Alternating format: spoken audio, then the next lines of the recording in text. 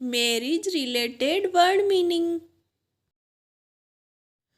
दूल्हा, दूल्हे को हम इंग्लिश में कहेंगे ब्राइड या ब्राइड ग्रूम। दुल्हन को हम इंग्लिश में कहेंगे ब्राइड। जैसे कि आप सब जानते हैं कि शादी में दूल्हे के द्वारा बारात लाई जाती है, तो बारात को हम इंग्लिश में कहेंगे वेडिंग प्रोसेसन। बारात में जो भी बाराती आते हैं तो उन्हें हम इंग्लिश में कहेंगे वेडिंग गेस्ट। वधू सखी का मतलब है दुल्हन की सखी, जो दुल्हन के साथ हमेशा रहती है, तो वधू सखी को हम इंग्लिश में कहेंगे ब्राइड्समेड। सबआला जो दूल्हे के साथ रहते हैं, तो सबआला को हम इंग्लिश में कहेंगे ग्रूम्समैन, मतलब सबआला। सगाई जो शादी से पहले की जाती हैं, तो सगाई को हम इंग्लिश में कहेंगे एंगेजमेंट। एंगेजमेंट मतलब सगाई। तो नेक्स्ट है मंगेतर को हम इंग्लिश में कहेंगे फियोंसी। मैन वुमेन दोनों को ही फियोंसी कहा जाता है, तो फियोंसी का मतलब है मंगेतर। तो नेक्स्ट है सगाई होना, जो शादी से पहले की जाती है, तो सगाई होना को हम इंग्लिश में कहेंगे गेट एंगेज्ड। सगाई की अंगूठी को हम इंग्लिश में कहेंगे एंगेजमेंट रिंग। हल्दी समारोह को हम इंग्लिश में कहेंगे हल्दी सेरेमनी। तो नेक्स्ट है मेहंदी समारोह। मेहंदी समारोह को हम इंग्लिश में कहेंगे मेहंदी सेरेमनी। नेक्स्ट है सात फेरे। सात फेरे को हम इंग्लिश में कहेंगे 7 राउंड। तो नेक्स्ट है 7 वचन, जो 7 फेरों के वक्त लिए जाते हैं, तो 7 वचन को हम इंग्लिश में कहेंगे 7 वोव्स। शादी के गठबंधन को हम इंग्लिश में कहेंगे वेडिंग नोट, मतलब शादी का गठबंधन। पंडाल को हम इंग्लिश में कहेंगे मार्की। मार्की मतलब पंडाल।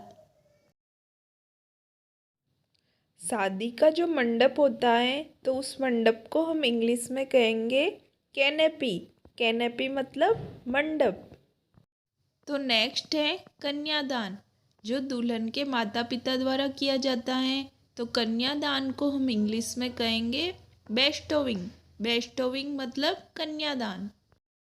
तो नेक्स्ट है दहेज। दहेज जो दुल्हन के परिवार के द्वारा दिया जाता है, तो दहेज को हम इंग्लिश में कहेंगे डावरी। डावरी मतलब दहेज। पंडित को हम इंग्लिश में कहेंगे स्कॉलर। स्कॉलर मतलब पंडित। मांग भरना को हम इंग्लिश में कहेंगे टू गेट मैरिड। साफा या पगड़ी को हम इंग्लिश में कहेंगे टर्बन। तो नेक्स्ट है शादी की रस्में। शादी में कुछ रस्में की जाती हैं, तो उन्हें हम इंग्लिश में कहेंगे वेडिंग रिचुअल्स।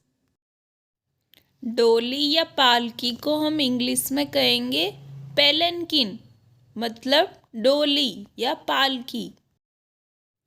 शादी की दावत को हम इंग्लिश में कहेंगे वेडिंग फीस्ट, मतलब शादी की दावत।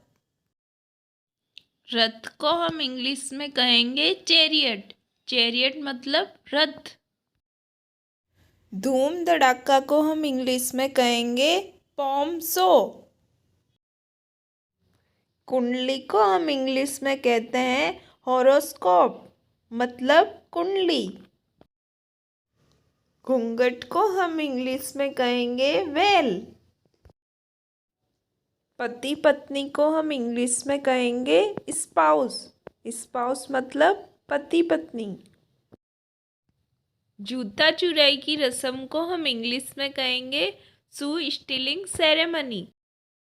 मंगलसूत्र को हम इंग्लिश में कहेंगे वेडिंग चेन। बिछिया को हम इंग्लिश में कहेंगे टो रिंग। शादी का चूड़ा को हम इंग्लिश में कहेंगे वेडिंग बैंगल, मतलब शादी का चूड़ा। सिंदूर को हम इंग्लिश में कहेंगे वर्मिलियन, मतलब सिंदूर। विदाई को हम इंग्लिश में कहते हैं फेयरवेल, मतलब विदाई। ससुराल को हम इंग्लिश में कहेंगे इन लॉज हाउस, मतलब ससुराल। तो नेक्स्ट है मायका। मायका को हम इंग्लिश में कहेंगे मदर्स हाउस। तो नेक्स्ट है सास। सास को हम इंग्लिश में कहेंगे मदर इन लॉ। नेक्स्ट है ससुर। ससुर को हम इंग्लिश में कहेंगे फादर इन लॉ। नेक्स्ट है बहू। बहू को हम इंग्लिश में कहेंगे डॉटर इन लॉ। दामाद को हम इंग्लिश में कहेंगे son in law. Thank you for watching. इसी तरह की मेरी नेक्स्ट वीडियो देखने के लिए मेरे चैनल को सब्सक्राइब करें।